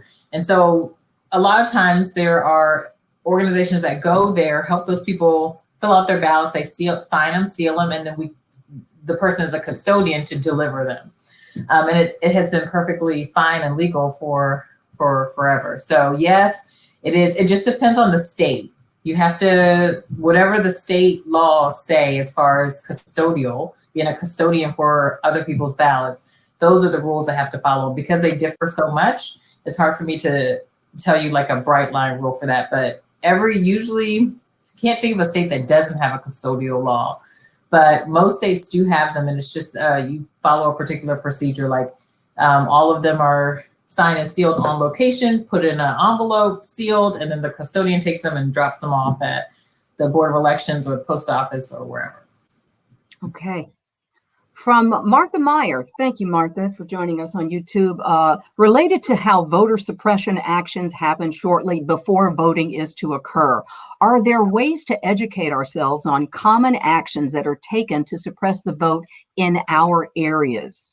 That's a good point. I mean, Yeah. like we focused on Georgia in the film, you know. Yeah, so I, and this is like a shameless plug, but I use .org, which is our voter information online guide. And I've been using it. I mean, I've only been at the league close to 3 years, but I've been using this for a while. But anyway, it gives you all of these updates about what's happening in the state around voting. So if dates change, if the place where you find your polling location changes, all of that will be on there. So it's easy. It's like a one-stop shop for you to figure out any changes going on. So I would recommend people do that, use that as a resource when you're planning your election day plan. But I think also, being aware of what the deadlines are in your area. When can I request my absentee ballot if COVID is a valid excuse, or if you're in a state that has no excuse required? When can I start voting early? How early can I turn in my ballot? Because I think early voting is going to be really key this year because of the issues that are going on, like with the post office, the postal service, and all of those things. Some extra preparation may be done, but I think being vigilant about your stats, making sure you're checking sources like vote411.org or any whatever voter information website you use, just using that. And then I would say, don't keep that information to yourself, Miss Martha. Tell your family, what you're learning. Each one teach one, teach 10. Each one teach 10. But yeah, I would just say be vigilant. Make sure you know where to go to find out where those changes are happening, and share it with people in your community, just so everyone else knows as well. And Celina, it's funny that you mentioned USPS. I just grabbed my card to write that down. The post office is in the news heavily because of the role it will play in the 2020 election. And there are some concerns that I don't know if they're being addressed, but I do know, and I have seen mail boxes being taken and hauled away.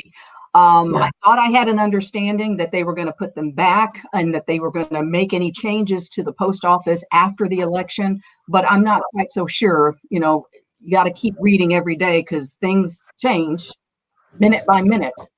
Yeah, so the Postmaster General announced earlier this week that he was going to suspend the changes that were really causing mail to pile up in local post offices. And so I think the announcement, I'm not sure what the announcement was meant to do, but it didn't have any teeth. It didn't do anything to fix any of the issues that we're talking about, because there were 671 machines as of, I think, August 1st that had been removed. And that accounted for 21.4 million pieces of mail that are processed per hour. So if we think about that, the impact of 21.4 million times the 8 or 10 hours that a post office is open, times the weeks that this has been in play, there's a lot to make up for. And so many of the machines that were taken out of sight, the processing machines that scan your mail in just so there's a copy of everything that goes through the United States Postal Service, those machines have been dismantled. The plugs and wiring have been taken out so that even if they were to go back to the facility, they're not workable anymore. And so people have a reason to be concerned about the U.S. Postal Service. I know that we filed a lawsuit last week, and we want to make it very clear. We stand with post office and letter carriers and workers, because there are workers and regional agents and things who are very concerned about these changes and the impact it's going to have on not only their job, but the perception of this highly sacred and cherished institution of the post. We get medicine through there. We get Social Security checks. We get rent checks. We get, all types of things come through the mail. They process so much mail, billions of pieces of mail a year. And so I just think it's awful that it's being targeted in this way. And the attempt to undermine the credibility of this long, 2 centuries old agency. It's just horrifying. So we're doing what we can to make sure that the things that the post office does for all of us is tried and true. It goes beyond this election. The election is just, a critical point, I think, for all of us this year, but the Postal Service is so vital to so many other things that we need long-term that it's just crucial that we stand with the post office. Yeah. Can you go ahead and repeat the website that I believe you were saying the League of Women Voters is where you like the voting guide that you have yeah. Okay. Vote411.org. Vote411.org. Because I believe in the information that the League of Women Voters puts out. I was a member in Dallas back in the day. just the other day. Okay. Let's go to another question. Mr. Gary, he says, what do you have to do to ensure your registration remains valid? Hey, Gary. So a few things. I think you can check your voter registration status on the Secretary of State, your Secretary of State's website. So you can also call your local Board of Elections officials to just say, hey, my name is Gary. I want to make sure I'm on the rolls. And then I think whatever, if for some reason, God forbid, that your name is not on there, you need to make sure next, when is the time frame that I can register to vote in order to participate in this upcoming election. And so I think that is very important, but check online. There are many states that have, you can check your name, you just put in your name and your address and zip code, and it'll pull you up and say, yes, you are active. Here's your voter number and be prepared to vote. Here's how to request your ballot or whatever. So just make sure you're checking that. I would be checking that stuff now. If you are watching us, listening to us, and you have a question, please go ahead and ask your question. Celina is rocking and rolling and has got lots of answers for everything. Okay, yeah. Laura's, yes, you do. Yes, you do. So listen, Laura's following up with this. Washington voters are notified if their signature doesn't match, and they are given an opportunity to cure their ballot. The election workers are trained on signature matching. And this is what you were talking about when, that people need to be trained on signature matching, and that if they aren't, and we're in a situation, things could go bad. Mm-hmm. Thank you, Laura. That's good. Yeah, Washington is definitely, a good example of how we do it, right? Like I said, you all have been through a lot to get here, but I think that the process really works in Washington. But we have to keep in mind that not all states have robust signature training for poll workers. And so that should be a standard for sure, just to make sure that everyone has an opportunity to participate and they're not disenfranchised for, a crazy reason like, oh, I've gotten older and so I'm just slower writing my name. So it's out a little bit more. But yeah, I definitely think that Washington gets it right and can be a really good example for other states who are now scaling up in time for November. Okay, Jamie wants to know, is there any way for citizens to get involved or get visibility into the redistricting process, specifically here in Washington State? Thank you for this great event. Thank you, Jamie. Jamie, yes, of course. I would love for you to plug in. So our Seattle League, I'm sure that our president there will be thrilled to hear from you. But yeah, so the League has a national redistricting campaign, the People-Powered Fair Maps. And we are going to be doing redistricting reform all over the country, training people for speaking bureaus, teaching people how to identify your own communities of interest. Like a community of interest is not, it's not racial. So it's usually much more than race. Like, for example, there was a school district who come together and pooled $50,000 to get a particular class or course for their students. They wanted their students to have a more robust curriculum, and that was their community of interest. They had pooled money together in that community, and so that's why they want to stay together. They didn't want to be separated because all of these people had come together to pay for something to benefit their children. And so I think plugging into the League for sure would be helpful, just because we're going to have so many opportunities for people to plug in and not only speak on your behalf of your community, but to testify. There's also opportunities to draw maps, if you're into that techie stuff. But there's going to be a lot of opportunities. So please check out lwv.org/redistricting. plug into your local or state league who will be doing a lot of redistricting. I know that Washington has some really interesting things going on for redistricting this cycle. Thank you so much, Celina. I apologize if I'm mispronouncing your name. Imbalia has a question. A common response to arguments about the dangers of voter suppression is, but all they want is for folks to prove who they are with an ID. Why do you keep insisting that just wanting proof of who someone is voter suppression? And then she wants to know, what is some history or data that we can use to combat that argument? I like that. How do I fight this? Good. So one of the things is a photo ID is only one way to prove who a person is. Like, for example, when you call on the phone to do online banking, you don't have a photo ID there. And this is your money that we're dealing with, which people a lot of pride in, but you have a code word. You have to confirm your social security. You have to confirm your other identifying information. And so the voting process is no different.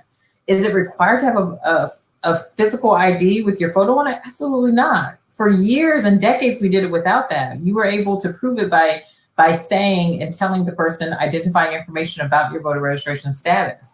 And so I think that we can lean on history. We can lean on history to say, well, there were all of these decades that we did not need that. We started to want more photo ID and things like that as more people of color entered the franchise. And it was in order to make it harder for people. But historically, we have not needed a physical voter ID in order to vote. Thank you, Celina. Elizabeth says, if people go around collecting ballots from elders or disabled people, wouldn't that make it easy for criminals to collect ballots and throw them out? I mean, I think it probably could be. I mean, I never know you only know people's intentions by what they actually do.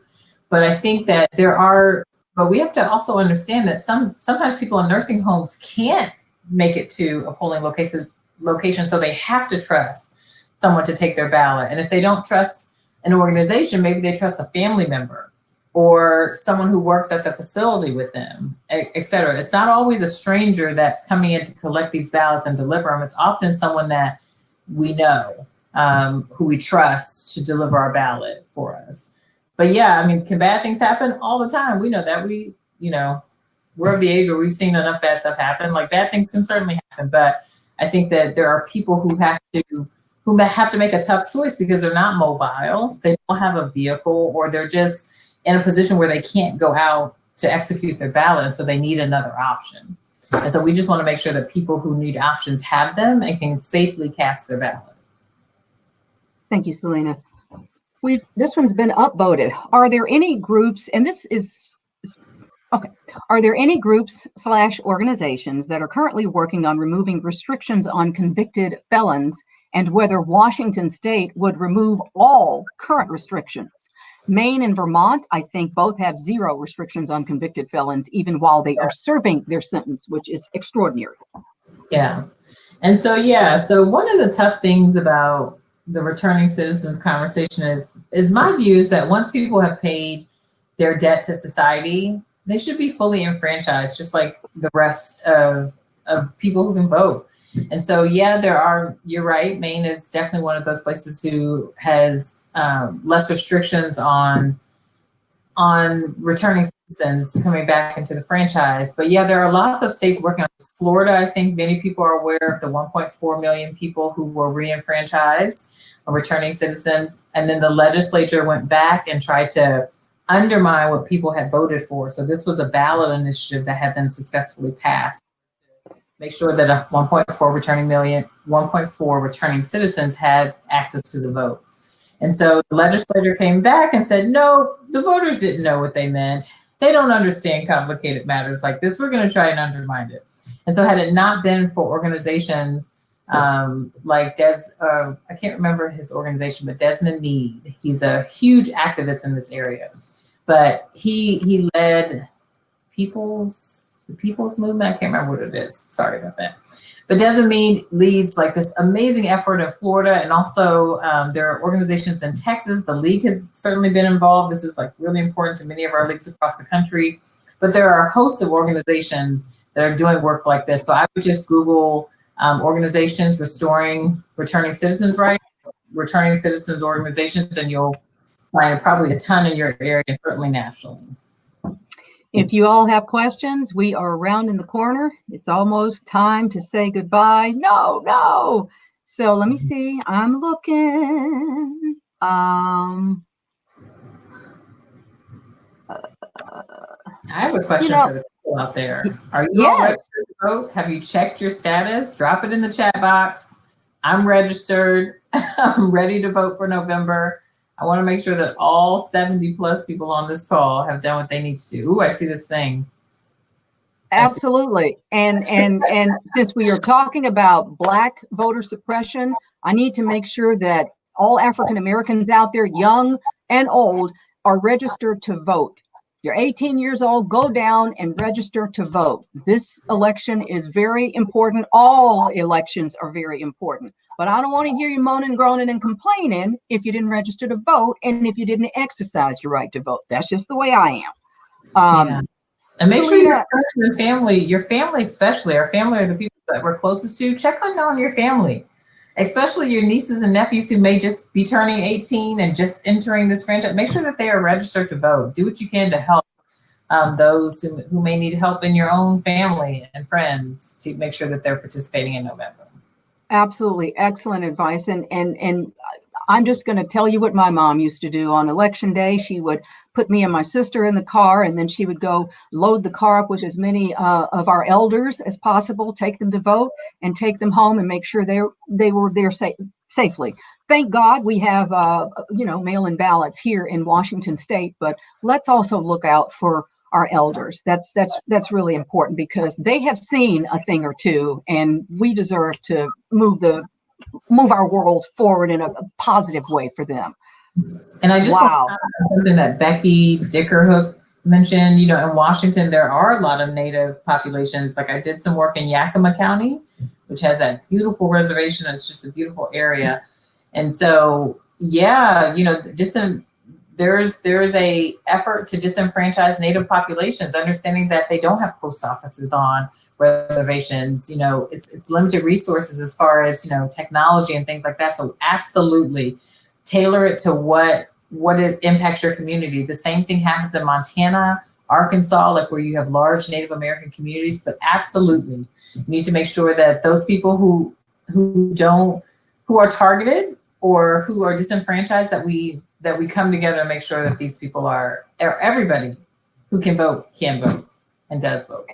And as always, you teed it up. We will be having on September 20th, we will do part 2 of this event as we look at Native suppression. So thank you so much for that. Let's get to maybe a last question here. Can you share about teen pre-registration efforts? How does that work? And I've never heard of this. Yeah, so there are some jurisdictions that allow individuals to vote in local elections when they're 16. And so great, the earlier the better, right? But for young folks, one of the programs that the League has is we do registrations at high schools. And we also do naturalization ceremonies as well. But yeah, so high school students, there are across the country, some of the civic education programs and classes are being cut. And so I think this is a great opportunity for the League when we go into high schools to also share a civic lesson. Like here is politics or civic education 101. And we get those people registered to vote, but also stay connected with those young people so that we can help them. Like for the League particularly, we don't care about what party you vote for. You should vote for whoever aligns with your community and for your personal values. But the thing is, we want to make sure that people are enfranchised and have access. And so the high school students are usually energetic and awesome and ready to participate. So it's just a beautiful, beautiful opportunity that we have to be in high schools and help motivate young people into the franchise. That's awesome. That's awesome. Jen Romo, thank you so much for that question. Well, Celina, I'm so glad we had this time together. And that's how old I am. Celina Stewart, Senior Director of Advocacy and Litigation for the League of Women Voters. This has been a sheer joy to talk to you and have you talk to us about Black voter suppression. It is a real thing. Voter suppression, whether it's Black, Native, whatever we're talking about, is a real thing in this country and probably around the world as well. But we're focused here on the United States. And to do that, we had what I can only say is the best guest to actually chop it up with us. And that is you, Celina. Thank you so much for joining us today, for providing us with, I think I'm going to say hope. Thank you so much. And I thank you all for sticking with us and for asking very interesting questions. Celina was awesome. I'm sure you all enjoyed her as much as I have. I want to thank Town Hall for live streaming this event. Josh, thank you so much, my friend. Yes. Let's talk about our sponsors again. Real Change, Town Hall Seattle, and the Mahogany Project. Thank you so much. I want to thank Central District Forum for Arts and Ideas, Chief Seattle Club, City of Seattle Office of Arts and Culture, for Culture, and Shun Pike. Thank you for supporting us today. And last but not least, Brave New Films and the director Robert Greenwald and his crew. Thank you so much for this documentary, Suppressed 2020, The Fight to Vote. We are going to keep fighting. We are going to get out there and vote, regardless of how you vote. Exercise your right. Celina, thank you so much. I thank the audience as well. This has been so awesome. If you want to help, we need your help. We need your help in fighting Black voter suppression. You can check out the packet that's on Town Hall's website. And also the same packet, I believe, is on Brave New Films website. Yes. As I said, September 20th, we will have an Urban Poverty Forum event part 2, where we will talk about voter suppression in the Native and Alaska Native community. So more details for that. Stay up to date with townhallseattle.org. You can reach me anytime. I'm on Twitter at AngelaRae.com. Rae is spelled R-A-M, and .com is just spelled out. Thank you so much again. It has really been a joy and a delight. I appreciate you guys giving me the opportunity to do this. And I appreciate Celina Stewart and all of the work that she is doing. Take good care, and we hope to see you soon. Bye-bye.